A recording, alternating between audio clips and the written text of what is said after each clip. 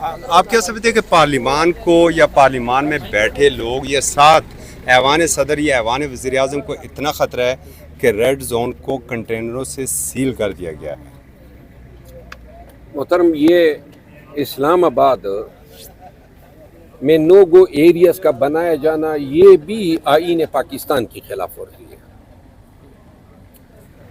جہاں supreme court کے سامنے کنٹینر لگے ہو اور روزانہ آتے جاتے نظر بھی آئے اور عدالتیں جو ہیں اس پہ کوئی نوٹس نہ لیں تو اس پہ افسوس ہی کیا جا سکتا ہے۔ دوسری بات یہ ہے کہ آپ کی سیکیورٹی کی معیار کیا ہیں؟ آپ کے جو کیمرے ہیں جو آپ نے سیف سٹی پروجیکٹ کے تحت لگائے ہیں وہ تو ان ہجڑوں کو تو نہیں پکڑوا سکے جو انہوں نے رؤوف حسن جو ہے اس پہ اٹیک کیا تھا۔ اور وہ کہتے ہیں نا کہ کہاوت ہے کہ یہ منہ اور مسور کی دال، تو یہ دہشت گردوں کو پکڑیں گے۔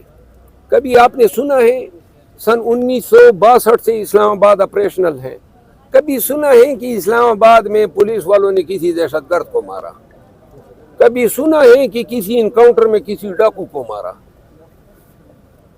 کبھی ہم نے سنا ہی نہیں ہے۔